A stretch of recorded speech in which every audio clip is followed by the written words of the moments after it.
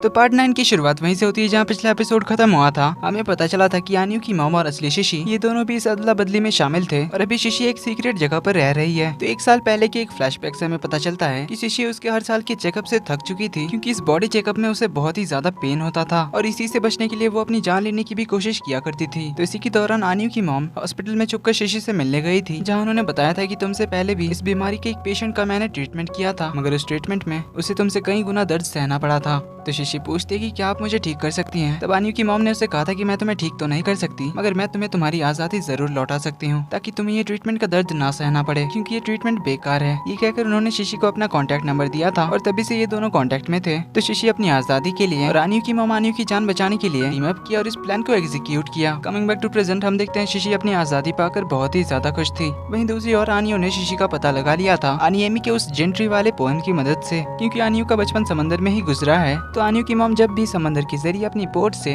किसी जगह पर जाते थे तो उस जगह की लॉन्गिट्यूड और लैटिट्यूड वो एक पोएम्स की किताब के पेज नंबर और पोएम के लाइन के थ्रू आन्यू को बताती थी। तो जब आन्यू की मॉम ने उसे कहा था कि वो उसका वेट जुनिपर ट्री के नीचे करेगी, तो वो बेसिकली जिंट्री पोएम का ही एक लाइन था। तो उस जिंट्री वाले पोएम के पेज नंबर और जुनिपर ट्री वाले लाइन के जरिए आन्यू शिशी का पता लगा लेती है, जिसे मैप पे लोकेट करने पर उन्हें एक सुनसान जगह का पता मिलता है। तो ये लोग शिशी को ढूंढने जाने की प्लानिंग कर ही रहे थे कि तभी जियांग की शॉप पर तियांसु आ जाती है। जहाँ उसे बाहर जियांग नहीं दिखता तो वो शॉप के अंदर चली जाती है और अंदर जाते हुए उसे जियांग का सीक्रेट अड्डा भी मिल जाता है, जहाँ पर वो तीनों मिलकर प्लान कर रहे थे। अब तियांसु तो उन तीनों को साथ में देखकर शॉक्ड थी, लेकिन वहाँ से निकलते हुए उसे सभी लोग देख लेते हैं। तो जियांग उसे सिचुएशन एक्सप्लेन करने के लिए आता है, तो वो उसे बता देता है कि वो जिन को बहुत पहले से जानता है और उसी ने उसकी बॉडीगार्ड वाली जॉब पाने में हेल्प की थी। लेकिन तियांसु को इससे कोई प्रॉब्लम नहीं था कि जियांग ने उसे इन सब के बारे में नहीं बताया, क्योंकि तियांसु जियांग को लाइक करती थी और यहाँ पर वो उसे कन्फेशन भी कर देती है। अब जियांग भी उसे काफी पसंद करता था, मगर उसकी डेडली ब्रेन प्रॉब्लम की वजह से वो अपने दिल की बात उसे नहीं बताता और रिप्लाई में उसे सॉरी कहता है, जिससे दोनों ही बहुत सैड होते हैं। मगर तियांसु उसे थैंक यू कहती है इतने प्यार से उसे रिजेक्ट करने के लिए। लेकिन उसके जाने के बाद जियांग को अपनी किस्मत पर बहुत ही ज्यादा गुस्सा आता है, मगर तियांसु अपने आप को काम में बिजी कर लेती है। वहीं तक जिन और आनी रिसोर्ट के लिए निकलते हैं, मगर वहाँ जाने से पहले जिन आनी को उसके फिशिंग विलेज ले जाता है अपनी मॉम को आखिरी गुड बाय कहने के लिए। भले ही वो आनियो की बायोलॉजिकल मॉम नहीं थी, लेकिन उन्होंने आनियो को बचाने के लिए अपनी जान तक कुर्बान कर दी। तो जिन उसे कंफर्ट करता है। काफी रात हो चुकी थी, लेकिन तियांसु अभी भी ऑफिस में ही थी, इसलिए दिंग उसे चेक करने आता है। जहाँ तियांसु तो अपनी केबिन में लाइट्स ऑफ करके रो रही थी, लेकिन दिंग से उसे रोता हुआ नहीं देखा गया, इसलिए वो उसका मूड ठीक करने के लिए उसे बाहर ले जाता है। जहाँ पर तियांसु ड्रिंक करके उसे अपनी दुख भरी वन साइडेड लव स्टोरी सुनाती है और जियांग के रिजेक्शन के बारे में भी बताती है, जिससे दिंग को समझ नहीं आता कि आखिर जियांग ने उसे रिजेक्ट क्यों किया। पर वो उसके साथ गेम्स खेल के उसका मूड ठीक कर देता है। अगले दिन वो जियांग से बात करने के लिए जाता है कि आखिर उसने तियांसु को रिजेक्ट क्यों किया, लेकिन जियांग उसे भी अपना कोई रीजन नहीं बताता। तो दिंग कहता है कि अगर तुम्हें नहीं बताना तो मुझे जानना भी नहीं है, पर कम से कम तियांसु को ये जानने का पूरा हक है, इसलिए तुम उसे एक्सप्लेन कर देना। तभी दिंग को तियांसु का कॉल आता है, जो जिन और आनियो की हेल्प करने के लिए रिसोर्ट जा रही थी। तो सामने से दिंग कहता है कि वो जियांग को भी अपने साथ लेकर उनकी हेल्प करने के लिए रिसोर्ट जाएगा। तो दिंग जियांग से कहता है कि मैंने चांस बना दिया, तो तुम अपने रिजेक्शन का रीजन उसे एक्सप्लेन कर देना। तो वो सभी रिसोर्ट पहुंच जाते हैं और प्लानिंग कर लेते हैं कि आनियो और जिन जाएंगे शिशी को ढूंढने के लिए और उनके पीछे यहाँ ये तीनों सिचुएशन संभालेंगे, क्योंकि कल शाम 6 बजे डॉक्टर्स की टीम पहुंच जाएगी शिशी का चेकअप करने के लिए। इसीलिए इन दोनों की शिशी को लेकर लौटने तक मिस्टर शू को हैंडल करने की जिम्मेदारी इन तीनों पर आ जाती है। तो जिन और आनियो निकल पड़ते हैं उस जगह की ओर। जाते हुए आनियो उसे बताती है कि उसी जगह पर उसका पहला फ्रेंड बना था, लेकिन उस पहली मुलाकात के बाद वो दोनों और कभी नहीं मिले। इधर इन तीनों में तो ऑकवर्ड सिचुएशन थी, तो दिंग बहाना बनाकर वहाँ से चला जाता है और इधर ये दोनों आपस में बात करके पहले की तरफ बेस्ट फ्रेंड्स बन जाते हैं। अब जब इन दोनों ने एक दूसरे को फ्रेंड जोन कर दिया था, तो हमारे दिंग का रास्ता तो पूरा खाली हो गया, इसलिए उस वजह से वो खुश तो था ही, पर अब तियांसु के लिए भी मूव ऑन करना आसान होगा, इसलिए भी वो खुश था। मगर जियांग अभी भी उसे अपने डेडली ब्रेन की बीमारी के बारे में नहीं बताता। इधर जिन और रानी उस जगह पहुंच जाते हैं, जहाँ पर रानी उसे अपने उसी बचपन के दोस्त के बारे में बताती है, जिससे वो पहली और आखिरी बार यहीं पर मिली थी। जब उसकी मॉम एक बार उसे यहाँ पर लाई थी, तो उसकी मॉम अपने किसी दोस्त से बात कर रही थी, वहीं आनियो बैठकर खेल रही थी। तब एक लड़का आता है, उससे पूछता कि आखिर वो यहाँ अकेली क्या कर रही है। तो आनियो उसे अपने पास थोड़ी देर के लिए बैठने के लिए कहती है, क्योंकि उसकी मॉम ने उसे एक डरावनी कहानी सुनाई थी, इसलिए उसे अकेले डर लग रहा था। तो वो लड़का वहाँ पर बैठ जाता है। अब उसे कोक पीता देख आनियो तो उसे घूरती रहती है, क्योंकि उसने कभी ये सब देखा नहीं था और वो लड़का दूसरा इंसान था जिसके साथ आनियो ने अभी तक बात किया था। तो वो लड़का उससे अपना कोक शेयर करता है, जो आनियो को बहुत ही ज्यादा पसंद आता है। तो वो लड़का उससे पूछता है कि क्या तुमने इससे पहले कभी कोक नहीं पिया। आनियो कहती है मैंने इसे पहली बार देखा ही है, क्योंकि मैं आज तक अपनी मॉम की बोट से कभी बाहर नहीं गई हूँ। तो वो लड़का कहता है कि तुम्हारी लाइफ तो बहुत ही ज्यादा मजेदार होगी, तुम तो अपनी बोट से पूरी दुनिया घूम सकती हो। तो आनियो कहती है कि ऐसा नहीं है, मैंने आज तक बस समंदर को ही देखा है और तुम तो मेरे मॉम के अलावा दूसरे इंसान हो जिससे मैंने बात किया है। तो उस लड़के को आनियो को देखकर बहुत ही ज्यादा बुरा फील होता है, इसलिए वो एक पत्ता उठाता है जिसमें बहुत सारे छोटे छोटे होल्स बनाकर वो उसे सिडनी का ओपेरा हाउस बनाकर दिखाता है, जो सब देखकर आनियो तो बहुत ही ज्यादा शॉक्ड एंड सरप्राइज्ड होती है। तो इसी तरह पत्तों के जरिए वो उसे दुनिया के बहुत सारे फेमस जगह दिखाता है। कमिंग बैक टू प्रेजेंट, आनियो जब जिन को उस जगह ले जाती है तभी जिन वही सिडनी ओपेरा हाउस बनाकर ले आता है, जिसे देख आनियो तो हैरान होती है। उसके बाद उन सारी जगहों के नाम बता देता है जो उस लड़की ने बचपन में आनियो को दिखाए थे, जिसका मतलब था कि वो छोटा लड़का और कोई नहीं बल्कि जिन था। और यहाँ पर आनियो की मॉम जिन के डैड से ही मिलने के लिए आए थे। अब ये जानकर दोनों ही बहुत ही ज्यादा खुश होते हैं और जिन उसे प्रॉमिस करता है कि वो उसका साथ कभी नहीं छोड़ेगा। जिसके बाद वो दोनों चलते चलते एक घर के पास पहुँचते हैं, जिसके बाहर एक जूनिपर ट्री थी जो शिशी और उसकी मॉम ने लगाया था जब वो लोग पहली बार यहाँ पर आए थे। देन वो लोग घर का दरवाजा खटखटाने लगते हैं मगर कोई रिस्पॉन्स नहीं मिलता। तो वो दोनों अलग होकर शिशी को ढूंढने लग जाते हैं। तो शिशी जिन को देखकर उसके पास भाग कर आती है, उसे गले लगा लेती है।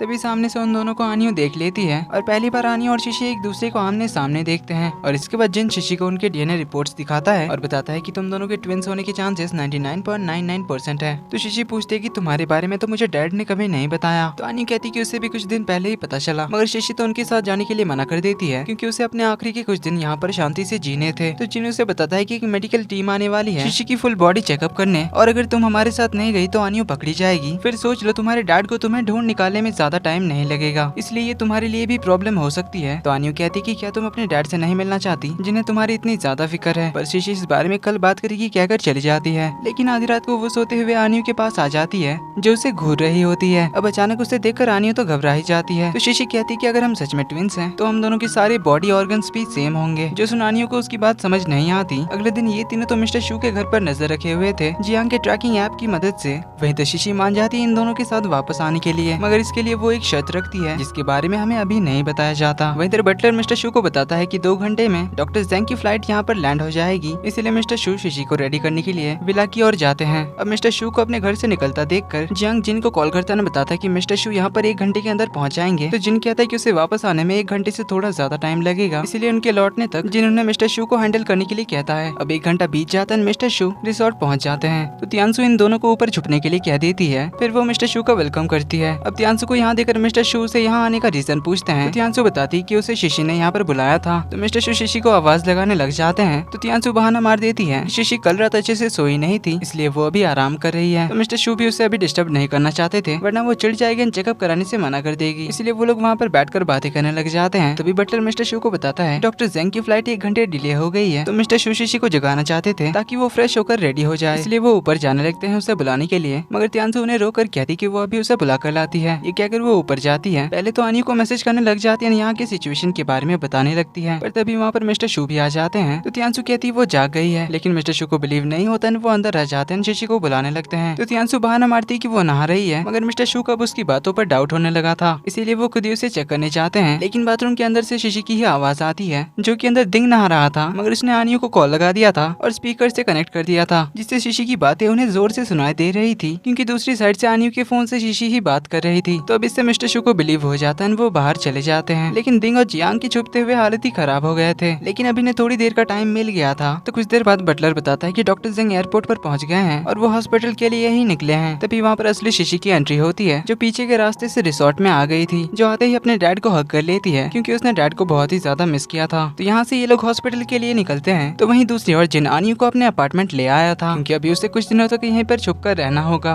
तो जिन के इस अपार्टमेंट के बारे में किसी को भी नहीं पता, इसलिए आनियो यहाँ पर सबसे ज्यादा सेफ रहेगी। अब रात में इन दोनों के लिए सीन थोड़ा ऑकवर्ड हो जाता है, क्योंकि बेड सिर्फ एक ही था। अब जिन कह तो देता है कि वो बाहर सोफे पर सोएगा, लेकिन भाई से कंट्रोल नहीं होता और इनका रोमांस चल ही रहा था कि तभी आनियो उसे रोकते हुए बताती कि अभी उसके पीरियड चल रहे हैं, जिससे फिर थोड़ा सा ऑकवर्ड सीन हो जाता है। पर कोई बात नहीं, आगे भी मौके मिलेंगे। इधर शिशी के रिपोर्ट्स आ गए थे, लेकिन उसकी हालत में कोई सुधार नहीं आया था। तो डॉक्टर कहता है कि अगर वो दूसरी बच्ची जिंदा है तो उसे जल्दी से ढूंढना होगा, क्योंकि शिशी की सर्जरी में हम देर नहीं कर सकते। वहीं शिशी बाहर जाना चाहती थी, लेकिन बॉडीगार्ड उसे जाने नहीं देता, क्योंकि मिस्टर शू ने उसे ऑर्डर दिया हुआ था। तो शिशी उस बॉडीगार्ड से एक्सीडेंट के बाद जिनके बर्ताव के बारे में पूछती है कि वो शिशी को किस तरह से ट्रीट करता था। तो बॉडीगार्ड बताता है कि एक्सीडेंट के बाद और पहले भी जिन आपको लेकर रिस्पॉन्सिबल था और अभी भी है, लेकिन अब जिन थोड़ा पॉपुलर हो गया है, इवन अब तो वो हमारा रोल मॉडल भी है। ये कहकर वो उसे आनियो और जिन की वो वायरल वीडियो दिखाता है, जिसमें जिन ने आनियो को एक एंटी फैन से बचाया था। अब उन दोनों को तो पब्लिक एकदम कपल की तरह देख रहे थे, कमेंट्स भी कर रहे थे। तो उन दोनों को साथ में देखकर शिशी को बहुत ही ज्यादा गुस्सा आता है, तो वो फोन को बॉडीगार्ड पे फेंक कर चली जाती है। वहीं जिन और आनियो की रोमांटिक सुबह शुरू ही हुई थी कि तभी जिन को शशि का मैसेज आता है जिसमें उसने आनियो को ऑफिस मिलने आने के लिए बुलाया था। अब ये दोनों तो सोच में पड़ जाते हैं कि आखिर उसे क्या बात करनी होगी। वैसे शशि मिस्टर शू से कहती कि वो जिन को कुछ दिनों का ब्रेक देना चाहती है क्योंकि उसके एक्सीडेंट के बाद से ही वो हर वक्त उसके साथ रहा है, जिस वजह से उसे प्रॉपर रेस्ट करने का भी मौका नहीं मिला होगा। इसलिए वो मिस्टर शू से प्रॉमिस लेती है कि वो जिन को कुछ दिनों की छुट्टी देंगे। तो मिस्टर शू के लिए मान जाते हैं, पर इसके बदले वो उससे प्रॉमिस लेते हैं कि शशि कहीं भी जाने से पहले उनकी परमिशन लेकर जाएगी और हर हफ्ते अपना चेकअप कराने जाएगी, जिसके लिए भी शशि मान जाती है। तो वो और बताती कि वो इस दौरान अपने सारे काम भी करेगी। तभी जिन वहाँ पर आता है और बताता है कि शशि के लिए कार रेडी है। तो शशि जाने से पहले फिर से अपने डैड को प्रॉमिस का याद दिलाती है। इसके बाद जिन के करीब जाती है। उसके सूट पर कुछ लगा हुआ था जिसे वो हटाने जाती है, मगर जिन पीछे हट जाता है। इसके बाद वो लोग ऑफिस के लिए निकलते हैं। इधर आनियो भी चुपकर तियांशु के ऑफिस पहुंच गई थी, जहाँ पर तियांशु तो उसे कल रात के बारे में पूछ कर टीज कर रही थी, जिससे आनियो तो बस ब्लश किए जा रही थी। तो थोड़ी देर में वहाँ पर शशि और जिन भी पहुँचते हैं, जहाँ जिन भी आनियो के पास आ जाता है और ये तीनों तो शशि को टोटल इग्नोर मार देते हैं। तो शशि कहती कि अब जब हम ये अदला बदली का खेल खेल ही रहे हैं तो हम दोनों अपने अपने काम के बारे में भी डिस्कस कर लेते हैं। तो शशि कहती है कि वो सिर्फ हर हफ्ते के मेडिकल चेकअप्स के लिए रिस्पॉन्सिबल होगी और बाकी दिन और सारे टाइम आनियो शशि बनकर ही उसके काम करेगी। अब इसके लिए जिन और तियांशु मना कर रहे थे क्योंकि ये आनियो के लिए काफी ज्यादा रिस्की होने वाला था,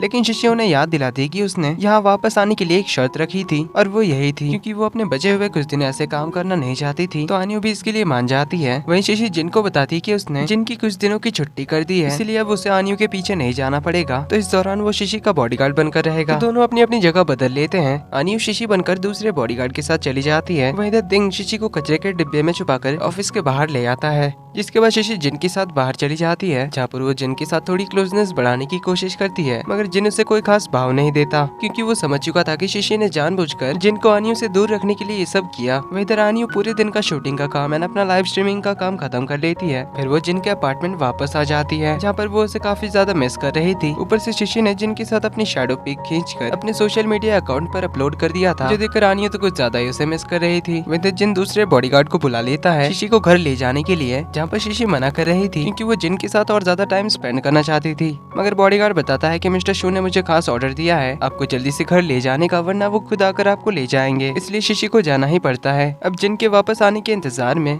आनियो तो सो गई थी, तो जिन आकर उसे अच्छे से सुला देता है, मगर आनियो उठ जाती है। तो दोनों बताते हैं कि उन्होंने एक दूसरे को काफी ज्यादा मिस किया। जिन उसे सॉरी कहता कि वो उसे पूरे दिन नहीं मिल सका। तो आनियो पूछते कि अगर शशि ने कभी आनियो बनकर उसे अप्रोच करने की कोशिश किया तो क्या जिन उसे पहचान पाएगा, जिसके जवाब में जिन उसे अपनी और खींचतान कहता है भले ही वो तुम्हारी जैसी दिखती हो, मगर वो उसे एक सेकंड में पहचान लेगा। जिसके बाद तो उनका रोमांस चालू ही हो जाता है। इस बीच जिन बताता है कि वो उसके डैड के इस हालत के जिम्मेदार को सजा दिलाने के बाद आनियो को लेकर यहाँ से बहुत दूर चला जाएगा, जहाँ पर दोनों हैप्पीली रहेंगे। उससे पहले 2 दिन में आनियो का बर्थडे आने वाला था, इसलिए जिन उस दिन साथ में मूवी देखने का प्लान बनाता है, लेकिन क्योंकि इधर शशि का भी उसी दिन बर्थडे था, इसलिए उसने एक पार्टी भी रखी थी जिसमें वो स्टेज परफॉर्मेंस भी करने वाली थी। और ये उसने इसीलिए किया था कि वो फिर से आनियो को जिन से अलग कर सके, क्योंकि शशि तो लाइव सिंगिंग नहीं कर सकती, इसीलिए आनियो को ही इसकी जगह पर आना पड़ेगा। अब पहले तो मिस्टर शू उसके लिए मना करते हैं, लेकिन शशि कहती कि हो सकता है ये उसका आखिरी बर्थडे हो, इसलिए वो अपने आखिरी बर्थडे को कम से कम एंजॉय करना चाहती है। अब ये सुन मिस्टर शू भी इमोशनल होकर मान जाते हैं। तो इस बार में वो तियांशु को कॉल करके बताते हैं। तो तियांशु इस बारे में आनियो से डिस्कस करती है। अब दिंग तो उसे ये सब करने से मना कर रहा था। तियांशु उसे बताती कि मिस्टर शू का ऑर्डर है, इसीलिए इसे किसी भी हाल में टाला नहीं जा सकता। तो दिंग आनियो का बर्थडे सेलिब्रेट करने के लिए उस पार्टी के बाद उसके साथ विलेज चलने के लिए कहता है। तो आनियो बताती है कि उसका तो पहले से जिन के साथ प्लान बना हुआ है। जिसके बाद हमें बर्थडे पार्टी का सीन दिखाया जाता है, जहाँ पर शशि का परफॉर्मेंस शुरू होने से पहले चेंजिंग रूम में आनियो और शशि अदला बदली कर लेते हैं। जिसके बाद आनियो बर्थडे गर्ल बनकर बाहर आती है, जहाँ मस्त पियानो प्ले करके अपना गाना चालू करती है, जिसे सुनकर जिन उनके साथ वाली मेमोरीज को याद करता है। लेकिन इधर पार्टी में एक बुढ़ा तियांशु के साथ बदतमीजी कर रहा था, जिसे देखकर दिंग तो उसे गले से पकड़कर पार्टी से बाहर ले जाता है और उसकी अच्छी खासी बैंड बजाता है। जहाँ पर थोड़ी देर में जिन और उसके बॉडीगार्ड्स भी आते हैं, जो लोग उस बुड्ढे को यहाँ से बाहर निकाल देते हैं। अब तियांशु मैडम तो दिंग से बड़ी इंप्रेस हो जाती है, लेकिन वहाँ से जाने के चक्कर में वो गिरने वाली होती है, मगर दिंग उसे होल्ड कर लेता है और उसे गिरने से बचा लेता है। देन उससे वीकेंड पर उनके सेकंड डेट के लिए पूछता है, जिसके लिए तियांशु भी मान जाती है। इधर सब लोग आनियो को बर्थडे विश करते हैं। इसके बाद आनियो शशि के रूम में वापस आती है, जहाँ पर वो शशि को बर्थडे विश भी करती है और उसके लिए लाया हुआ एक गिफ्ट भी देती है, जिसमें उसने अपनी एक मिरर सेल्फी खींची थी,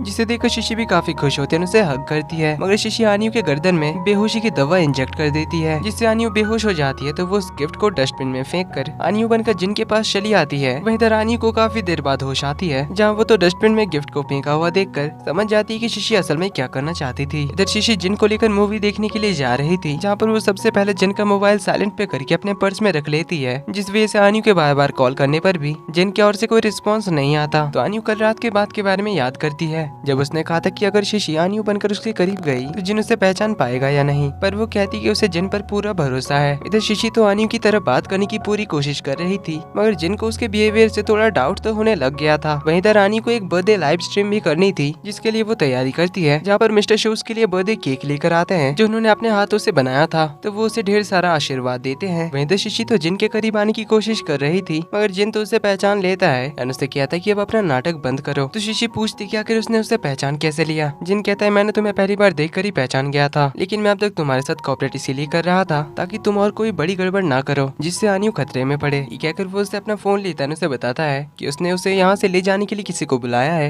ये कहकर वो बाहर निकलता है तो शिशी उसके पीछे आकर कहती है कि आखिर उस आनियो में क्या है जो तुम मुझे रिजेक्ट कर रहे हो, जबकि वो तो बस मेरी एक सब्स्टिट्यूट है, उसके पास जो भी है वो सब कुछ मेरा है। तो जिन उसे कहता है कि अभी तुम क्या कर रही हो, तुम भी तो उसकी जगह ही लेना चाहती थी ना, उसकी सब्स्टिट्यूट बनकर। तभी उसी रास्ते से हम मैंग्यून के साथ उस रिपोर्टर को आता हुआ देखते हैं जो बताती है कि उसने अपने सारे ट्रांजैक्शन फ्रॉड को सही कर लिया है, पर अब बस उसे शिशी को अपने सक्सेस के रास्ते से हटाना है। तभी वो शिशी की लाइव स्ट्रीम ओपन करती है, जहाँ पर उसके फैंस तो कुछ ज्यादा ही उसकी तारीफें कर रहे थे, जो देखकर मैंग्यून को तो बहुत ही ज्यादा गुस्सा आता है। तो वो लाइव स्ट्रीम बंद करके बाहर देखती है तो उसे बाहर भी शिशी जिन के साथ दिखाई देती है। तो वो कहती कि शिशी के बारे में सोच सोचकर मेरा दिमाग ही खराब हो गया है, जो हर जगह मैं बस उसे ही देख रही हूँ। तो रिपोर्टर बताता है कि लेकिन ऐसा कैसे हो सकता है, शिशी तो अभी लाइव स्ट्रीमिंग कर रही है तो वो बाहर कैसे हो सकती है। मैंग्यून कहती है अब मुझे समझ आया कि आखिर इस स्टोन डीप शिशी ने लाइव सिंगिंग कैसे कर ली। उसकी जरूर कोई हमशक्ल होगी जिसके साथ उसने अपनी जगह बदली होगी, इसीलिए वो जल्दी से गाड़ी को रिवर्स घुमाने के लिए कहती है ताकि वो शिशी को रंगे हाथों पकड़ सके। तो मगर उनके यहाँ आने से पहले ही जिन अपने फ्रेंड जियांग को बुलाता है और शिशी को उसके घर भेज देता है और वो आनियो को ढूंढने निकलता है। वही इधर आनियो काफी सैड होकर अपना बर्थडे केक उठाकर अकेले ही मूवी थिएटर पहुंच जाती है, जहाँ वो अकेले ही मूवी खत्म होने के बाद केक पर कैंडल वगैरह लगाकर अपना बर्थडे सेलिब्रेट करने जा ही रही थी। तभी वहाँ पर जिन की एंट्री होती है, तो दोनों एक दूसरे को देखकर काफी खुश होते हैं। वही जिन उसे सॉरी कहता है इतना लेट करने के लिए। दिन वो लोग बर्थडे सेलिब्रेट करते हैं, जिसके बाद घर आकर तो उनका रोमांस चालू ही हो जाता है। तो जियांग शिशी को उसके घर तक छोड़ देता है, जहाँ पर शिशी उसे कहकर जाती है कि चिंता मत करना, मैं अपने डैड को इन सब के बारे में कुछ भी नहीं बताऊंगी, क्योंकि ये गेम तो बस अभी शुरू ही हुआ है। ये कहकर वो चली जाती है। तभी जियांग उनके घर से डॉक्टर जेंग को बाहर आता हुआ देखता है, तो वो उसकी कार का पीछा करने लग जाता है, जो एक बायोटेक लैब के बाहर जाकर रुकती है। तो जियांग उसकी कार को जानबूझकर टक्कर मार देता है ताकि इस बहाने डॉक्टर जेंग के बारे में उसे और कुछ पता चल सके। मगर डॉक्टर जेंग तो इन सब झमेले में नहीं पड़ते, उसे जाने के लिए कह देते हैं। और जियांग को तभी सर में दर्द होने लग जाता है, जिससे वो तो बस बेहोशी होने वाला था। मगर इससे पहले ही तियांसु के मोबाइल में अलर्ट मैसेज चला जाता है, क्योंकि जियांग ने एक ऐप उन दोनों के फोन में इंस्टॉल कर दिया था, जिस वजह से तियांसु को उसके लोकेशन के बारे में पता चल जाता है। इसलिए वो आकर उसे हॉस्पिटल ले जाती है, जहाँ पर उसे मिलने के लिए सारे फ्रेंड्स आते हैं। तियांसु जिन से जियांग की प्रॉब्लम के बारे में पूछती है, तो जिन उसे बताता है कि जियांग के ब्रेन में एक स्ट्रैपनेल फंसा हुआ है, एक बॉम्ब ब्लास्ट में उस ग्रेनेड का मेटेलिक हिस्सा उसके सर में घुस गया था, जिससे तियांसु एंड दिंग काफी ज्यादा सैड एंड शॉक्ड होते हैं। वहीं डॉक्टर उन्हें बताते हैं कि अभी इमरजेंसी सर्जरी करनी ही पड़ेगी, वरना जियांग की हालत और ज्यादा खराब हो सकती है। इसीलिए जिन जियांग को सर्जरी कराने के लिए मनाने आता है। इसके बाद सभी मिलकर प्रे करने लग जाते हैं ताकि जियांग की सर्जरी सक्सेसफुल हो जाए। अब जियांग की सर्जरी कंप्लीट हो जाती है, लेकिन उसने डॉक्टर से सर्जरी शुरू होने से पहले ही कह दिया था कि अगर उसके दिमाग में फंसा हुआ स्ट्रैपनेल वो लोग नहीं निकाल सके तो इस बारे में वो जिन या फिर बाकी किसी को ना बताए। मगर डॉक्टर जिन को बता देते हैं कि उसके ब्रेन में से स्ट्रैपनेल वो लोग नहीं निकाल सके, मगर ब्लड क्लॉट्स उन्होंने ठीक कर दिए, जिससे अगले 2-3 साल तक इससे कोई बड़ी प्रॉब्लम नहीं होगी, मगर उसके बाद किसी भी टाइम कुछ भी हो सकता है, जिसके लिए उसे तैयार रहने के लिए कहते हैं। जिसुन जिन तो काफी ज्यादा सैड होता है, जिसके थोड़ी देर बाद आनियो उससे हॉस्पिटल मिलने आती है। तो जिन उसके सामने अपने आंसू नहीं रोक पाता और उसे बताता है कि जियांग की इस हालत का जिम्मेदार जिन ही है, क्योंकि 2 साल पहले जब वो लोग आर्मी में थे तब जिन को एक ग्रेनेड से बचाने के लिए ही जियांग को ये चोट लगी थी, जिसकी वजह से उसे आर्मी छोड़ना पड़ा और उसे ये कैफे चलाना पड़ा। तो इसके लिए जिन बहुत ही ज्यादा गिल्टी फील करता है कि उसकी वजह से ही जियांग को अपना ड्रीम छोड़ना पड़ा और अब तो बात उसकी जान पर आ गई है। तो आनियो उसे कंसोल करती है। वहीं शिशी तो जिन की बातों से बहुत ही ज्यादा गुस्सा थी, स्पेशली सभी लोग आनियो के सपोर्ट में खड़े हैं, इसीलिए वो उससे आनियो से गुस्सा थी। इसीलिए वो कहती कि वो आनियो को यहाँ से गायब ही कर देगी। तो अगले दिन एक परफ्यूम ब्रांड का प्रेस मीट था, जिसकी ब्रांड एम्बेसडर थी शिशी और मैंग्यून। तो आनियो उसे अटेंड करने के लिए तैयार हो रही थी, मगर शिशी बाहर से उसके चेंजिंग रूम का दरवाजा बंद कर देती है और जाते हुए कहती है कि वो कभी उसे अपनी जगह नहीं लेने देगी। तो वो प्रेस मीट में आने के लिए निकलती है, जहाँ जाते हुए उसे मैंग्यून मिलती है, जिसे वो कुछ खास भाव नहीं देती। अब मैंग्यून भी यहाँ पर कुछ प्लान करके आई थी, जो था प्रेस के सामने शिशी से लाइव सिंगिंग कराने का। तो वो प्रेस के सामने बताती है कि उन दोनों ने एक सरप्राइज परफॉर्मेंस परफॉर्मेंस प्लान किया है जिसमें वो दोनों सबके सामने लाइव सिंगिंग करेगी, जो सुन शिशी तो परेशान हो जाती है। ऊपर से उसकी तबीयत भी खराब लग रही थी। वहीं तो चेंजिंग रूम से आनियो भी बाहर निकलने की काफी कोशिश कर रही थी, लेकिन वो दरवाजा नहीं खोल पाती। वहीं तो शिशी अपना दिमाग लगाती है और बताती कि वो यहाँ पर गाना गाने नहीं आई है, यहाँ पर तो वो लोग ब्रांड प्रमोट करने आए हैं, इसलिए अगर उसने यहाँ पर गाना गाया तो यहाँ प्रमोशनल इवेंट से ज्यादा उसके गाने के बारे में ही बात होगी, इससे ब्रांड का तो फायदा नहीं होने वाला। तो ये बहाना देकर वो यहाँ से निकल जाती है और वापस अपने रूम में आती है, जहाँ पर आनियो उसे दरवाजा खोलने के लिए कहती है, लेकिन शिशी दरवाजा ओपन नहीं करती क्योंकि उसकी तबीयत बहुत ज्यादा बिगड़ गई थी, इसलिए वो बहुत पैनिक कर रही थी। इसलिए वो जल्दी से मेडिसिन निकालने की कोशिश करती है, मगर उसके हाथ से मेडिसिन छूटकर गिर जाती है। तो मेडिसिन तक वो अपना हाथ नहीं बढ़ा पा रही थी क्योंकि वो लगभग बेहोशी की हालत में थी। अब शिशी से कोई रिस्पॉन्स न मिलने पर आनियो दरवाजे के नीचे से देखने की कोशिश करती है, तो उसे शिशी का हाथ और उसका मेडिसिन दिखाई देता है, इससे वो समझ जाती कि शिशी की हालत खराब है। इसलिए वो जल्दी से कपड़े का टुकड़ा फाड़कर उसमें आग लगाकर स्मोक डिटेक्टर के पास ले जाती है, जिससे वहाँ पर फायर अलार्म बज जाता है। इसकी आवाज सुनकर शिशी के बॉडीगार्ड्स वहाँ पर आ जाते हैं, जो उसे उसकी दवाई उठाकर देता है। तो उसे खाने के बाद शिशी को थोड़ा होश आता है और वो नॉर्मल होती है। तो वो बॉडीगार्ड को भगाती है और उसे ये बात मिस्टर शू को बताने से मना करती है। फिर वो आनियो के रूम का दरवाजा ओपन करती है। देन आनियो से कहती है कि तुम जरूर मुझसे नफरत करती होगी, जिस पर आनियो बताती है कि नहीं तो, मगर मुझे ऐसा लगता है कि तुम जरूर ये चाहती हो कि मैं तुम्हारी जिंदगी से गायब हो जाऊं। तो उसे कहती है कि अगर तुम चाहती तो अपने डैड से मेरे बारे में सच बता देती, मगर तुमने ऐसा नहीं किया और आज भी तुमने मुझे हर्ट करने के इरादे से यहाँ पर बंद नहीं किया था, बल्कि मुझे लगता है कि तुम तो बस एक छोटी बच्ची की तरह हो जिससे उसकी सबसे प्यारी चीज छीन ले गई हो, इसलिए तुम ये सब कर रही हो। शिशी कहती है बकवास बंद करो, मैंने अपने डैड से तुम्हारे बारे में नहीं बताया क्योंकि मैं नहीं चाहती कि उन्हें भी पता चले कि उनकी एक दूसरी बेटी है। तुमने जिनको तो मुझसे छीन लिया, मगर मेरे डैड को मैं तुम्हें छीनने नहीं दूंगी। अब इनकी बातें चली रही थी कि दरवाजे पर मैंग्यून आती है, जिससे गार्ड्स अंदर नहीं आने देते। तो शिशी उसे संभालने के लिए बाहर जाने लगती है, पर आनियो उसे रोक लेती है, उसे बैठाकर कहती है कि तुम यहाँ पर रेस्ट करो, मैं उसे संभाल लूंगी। फिर बाहर आने से पहले वो शिशी से कहती है कि मैंने तुम्हें कभी हेट नहीं किया, बल्कि मुझे तो बहुत खुशी हुई तुमसे मिलकर। ये कहकर वो बाहर चली आती है, मगर गार्ड्स मैंग्यून को उसके करीब तक जाने नहीं देते। लेकिन रिपोर्टर अचानक से उसके सामने आ जाता है, जिसे बाद में गार्ड सामने से हटा देते हैं। अब उनके चले जाने के बाद मैंग्यून रिपोर्टर से बात करती है, तो रिपोर्टर मैंग्यून को बताता है कि उसे शिशी में से उस परफ्यूम की खुशबू नहीं मिली जिस बारे में मैंग्यून ने उसे बताया था। तो एक फ्लैशबैक से हमें पता चलता है कि मैंग्यून ने उस प्रेस मीट के दौरान शिशी के ऊपर एक परफ्यूम स्प्रे किया था, ताकि वो पता कर सके कि इसकी कोई हमशक्ल है या नहीं। अब क्योंकि शिशी में से उस परफ्यूम की स्मेल नहीं आ रही थी, इसलिए ये दोनों तो कंफर्म हो जाते हैं कि जरूर शिशी की कोई हमशक्ल होगी, या फिर उसकी कोई ट्विन सिस्टर होगी, या फिर हो सकता है कि उस हमशक्ल ने उसकी प्लास्टिक सर्जरी कराई है। जो सुन रिपोर्टर कहता है कि हो सकता है इन तीनों में से कुछ भी ना हो और कुछ दूसरा रीजन हो सकता है। अब उस रिपोर्टर ने इस तरह से ये बात कही थी जैसे कि उसे मिस्टर शू के इस राज के बारे में पहले से ही पता था। तो हमें हॉस्पिटल का सीन दिखाया जाता है, जहाँ पर तियांशु सभी को जियांग के लोकेशन के बारे में बता रही थी कि उसे मिस्टर शू के बायोटेक लैब के बाहर से सिग्नल आया था। तो जिन कहता है कि हो सकता है जियांग किसी का पीछा करते हुए वहाँ पर गया था, क्योंकि उसने काफी बार उस बायोटेक लैब के बारे में जिन से डिस्कस किया था, क्योंकि उसने उस बायोटेक लैब का ब्लूप्रिंट निकाल लिया था, जिसके हिसाब से उस बायोटेक लैब में एक छुपा हुआ अंडरग्राउंड बेस है। इस तियांशु कहती कि 2 साल पहले उसने जो देखा था वो सच था। वो 2 साल पहले पहली बार उसी बायोटेक लैब में शिशी से मिलने आई थी, जहाँ पर उसने आनियो को देखा था जिसकी कंडीशन बहुत ही ज्यादा खराब थी, लेकिन तब वो किसी लिफ्ट के अंदर चली गई थी। लेकिन अगले ही पल उसके पीछे शिशी आ गई थी, जिससे उसे लगने लगा कि शायद उससे कोई गलतफहमी हो गई थी। लेकिन अब आनियो से मिलने के बाद उसे यकीन हो गया था, तब उसने उन दोनों को ही वहाँ पर देखा था। पर आनियो बताती कि उसे तो ऐसा कुछ भी याद नहीं है कि वो कभी उस बायोटेक लैब में गई थी। तो जिन वहाँ के अंडरग्राउंड बेस के बारे में बताता है, जहाँ पर हो सकता है शिशी का पहले इलाज हुआ करता था, लेकिन वो भी आज तक कई बार वहाँ पर गया था, मगर उसे उस अंडरग्राउंड बेस के बारे में कुछ भी पता नहीं था। तो जिन बताता है कि हो सकता है वो अंडरग्राउंड बेस ही उनका एक्सपेरिमेंटल लैब हो, जहाँ पर 26 साल पहले जिनके डैड और आनियमी डॉक्टर जेंग के साथ मिलकर एक्सपेरिमेंट कर रहे थे। इसलिए आनियो डिसाइड करती है कि उन्हें शिशी की आइडेंटिटी यूज करके उस लैब के अंडरग्राउंड बेस के बारे में पता करने जाना चाहिए, जिसके लिए जिन भी मान जाता है। तो ये दोनों बायोटेक लैब में पहुंच जाते हैं, जहाँ एक एक करके वो दोनों हर एक एलिवेटर में चेक करते हैं, लेकिन कोई भी लिफ्ट अंडरग्राउंड नहीं जाती थी। इसलिए वो लोग 3rd लिफ्ट में जाने ही लगे थे कि तभी वहाँ पर डॉक्टर जेंग आ जाते हैं, जो शिशी से यहाँ पर अचानक आने का रीजन पूछते हैं। तो आनियो उसे बड़ी ही चालाकी से आंसर देती है, बताती है कि उसे डैड ने यहाँ के अंडरग्राउंड बेस के बारे में बताया है, जहाँ पर वो डॉक्टर जेंग से उसे ले जाने के लिए कहती है। जो सुन डॉक्टर जेंग उससे कहते हैं कि क्या तुम्हें मिस्टर शू ने ये बता दिया। अब ये सुन ये दोनों तो कंफर्म हो जाते हैं उस अंडरग्राउंड बेस को लेकर। तो अब ये सुन आनियो और थोड़ा सीरियस होकर कहती है, हाँ उन्होंने मुझे सब कुछ बता दिया है, इसीलिए तो मैं आपको उस बेस तक ले जाने के लिए कह रही हूँ। जो सुन डॉक्टर जेंग बताते हैं कि मेरे पास भी वहाँ तक जाने का एक्सेस नहीं है, वहाँ पर जाने के लिए मुझे मिस्टर शू के मेन सिस्टम का परमिशन चाहिए होता है। जो सुन आनियो कहती कि मुझे मेरे डैड के सिस्टम का पासवर्ड पता है, इसलिए हम लोग अभी चलकर ऑफिस के सिस्टम से अंडरग्राउंड बेस का परमिशन अलाउ कर सकते हैं। जिसमें डॉक्टर जेंग कहते हैं कि मिस्टर शू के ऑफिस का सिस्टम नहीं, उनके पर्सनल मेन सिस्टम से परमिशन मिलती है। अब इतना बताकर डॉक्टर जेंग वहाँ से खिसक लेते हैं काम का बहाना देकर, लेकिन इन दोनों को समझ में आ जाता है कि जरूर उनका मेन सिस्टम उनके घर के स्टडी रूम में होगा।